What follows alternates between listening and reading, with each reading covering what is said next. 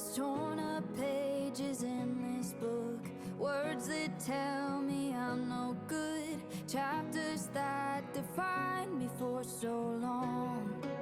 My name is Lindy Flores. I am a member of Kings Avenue Baptist Church for approximately 8 years.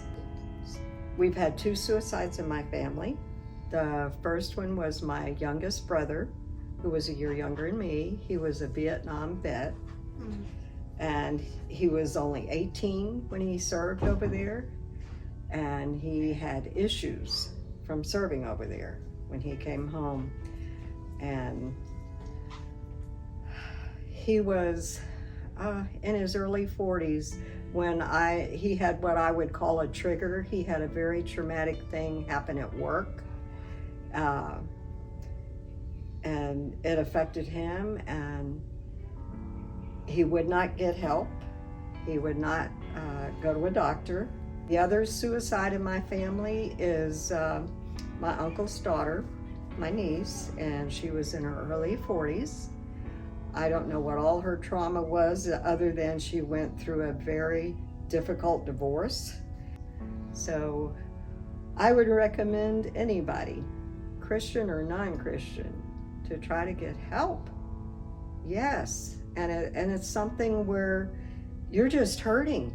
You're in that black hole hurting, and you've got to get help or hopefully turn to someone to get help. My brother did.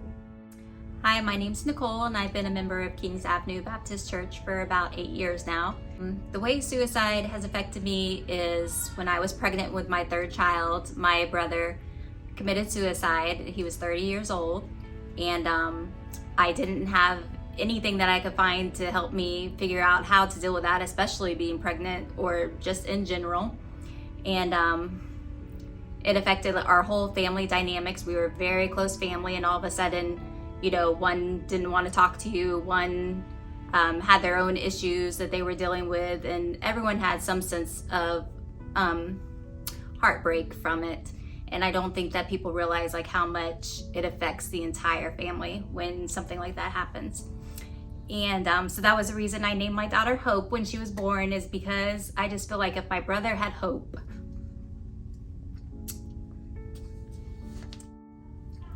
and I think that that's the biggest problem that we have, is that people forget that they have hope in this world. And so the whole reason of doing this video and the whole reason of bringing awareness is the more you talk about it, the more other people can see that there is something that you can do. Suicide is preventable if you know the warning signs, if you are aware, if you someone knows that you are there to help them through something. And so hopefully this video helps other people find some hope and someone to talk to, and know that there are people here at Kings Avenue that can relate and that want to reach out to you and help you. Thank you. My name is Tiffany Adcock, and I have been at Kings Avenue for 2 years. Suicide has affected me because my brother committed suicide when I was 15, 2 weeks before my 16th birthday, and my sister also committed suicide. You know, my brother didn't really give any warning signs, so he was tough, but obviously he was dealing with mental health issues.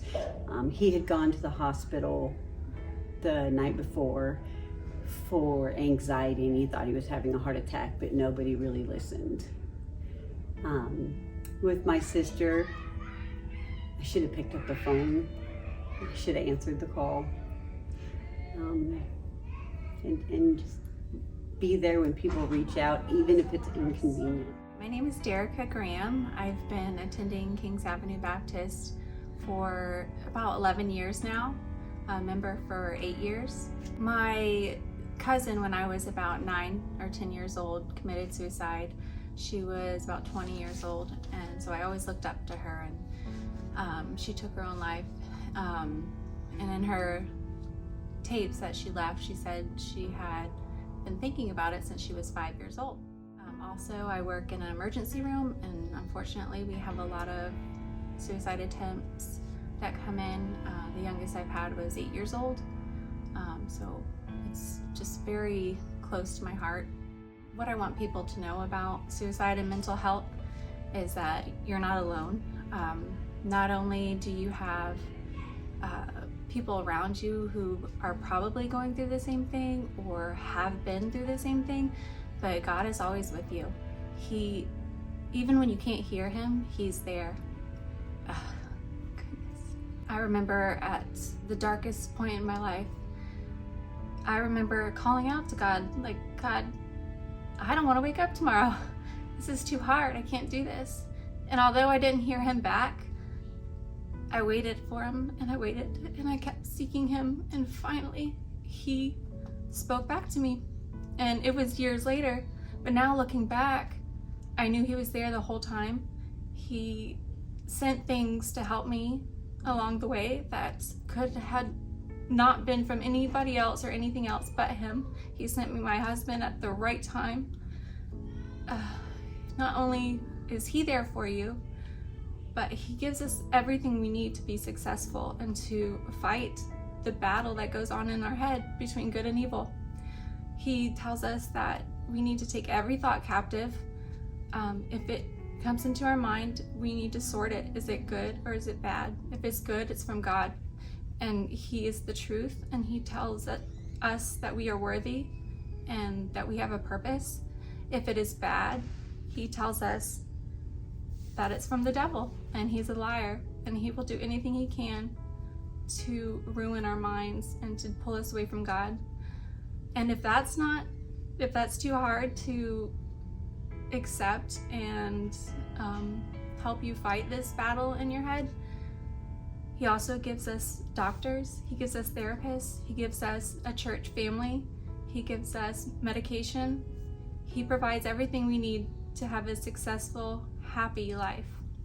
When I'm at my weakest, I will trust in Jesus. Always in the highs and lows, the one who goes before me. God is in this.